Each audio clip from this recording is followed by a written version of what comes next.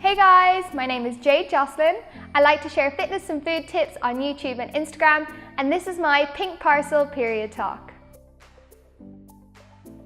I think I got it a lot later than everyone, and that was actually quite scary because all my friends were starting to develop and get their periods, and I knew I was a lot later on. I think it was I was 14 maybe, which I personally think was a little bit later. I'm the only girl as well, and I'm the oldest, and I don't have a cool auntie or cousins or anything. It was just my mom, and I think because I'd grown up watching her, I kind of knew. So I just went about my business, very confident, and did it. But after a while, I was like, okay, I need to actually tell her because she needs to go buy me things.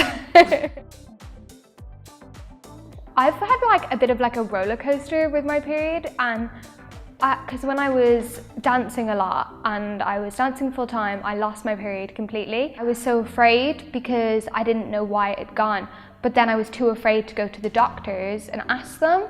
And I think because I was embarrassed about my period, I just ignored it. And then when I did get it back, they came back so much worse. And I'd never experienced cramps or anything before, really bad, anything really bad. But they were so bad, I would be huddled over in bed. I wouldn't be able to go to school. And so now I think I'm a lot more confident in myself, and I'm kind of more in tune with my body.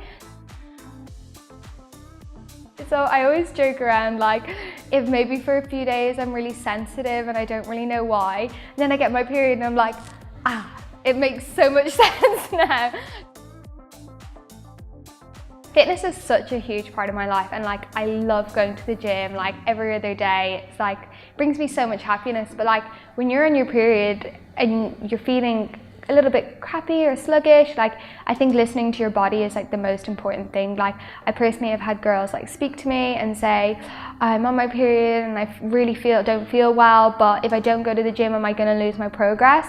And it's when you're in a situation like that and you maybe don't want to go work out, or you don't want to go out and see a friend or go to a nightclub, just doing you is probably the most important thing.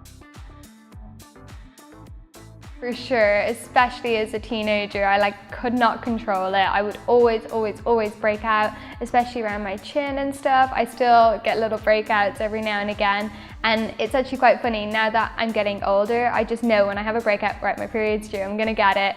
Whereas before I was just why is this happening?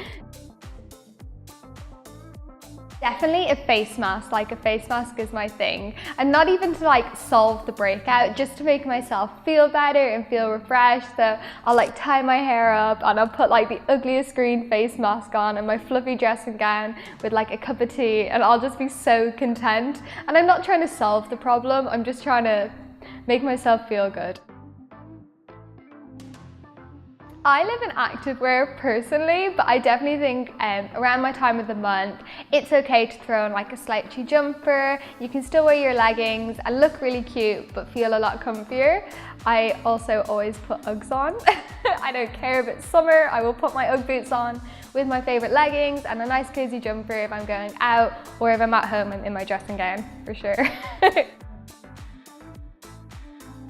Definitely a hot water bottle in bed, warm drinks, TV, just comfort foods, soul foods. I think things like that just make you feel snuggly. It's your body and you need to love it when it needs you.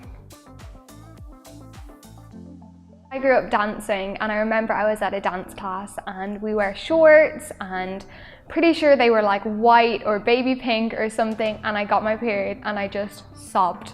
I remember I was in the bathroom in my dance class sobbing, and one of the older girls came in and she was like, it's okay. And I remember she came in and she brought me shorts, she had a spare pair, and sorted me out. And actually looking back, I remember that, but she probably doesn't remember. But I remember just sobbing hysterically because I didn't know what to do, and the last thing I wanted was to get in trouble for not dancing. I think there's still this taboo around it, and people are quite ashamed, and I can imagine someone getting their period and being too afraid to ask someone in the office or ask for help. Whereas if we're just open and talk about it, you could be I'm on my period today, do you have a painkiller, or do you have a tampon? And just being able to ask someone, it could help, you know what I mean? you only have you at the end of the day. And I think giving yourself the best is okay. Like, it's okay to be selfish and give your body the love it deserves. It's okay to treat yourself and look after yourself and do that face mask that you love and give yourself that meal that is going to make you feel good, because then you're going to have enough energy and positivity in your life to then give back to others. So I think, yeah, the first step is to take care of you, and then you can take care of others.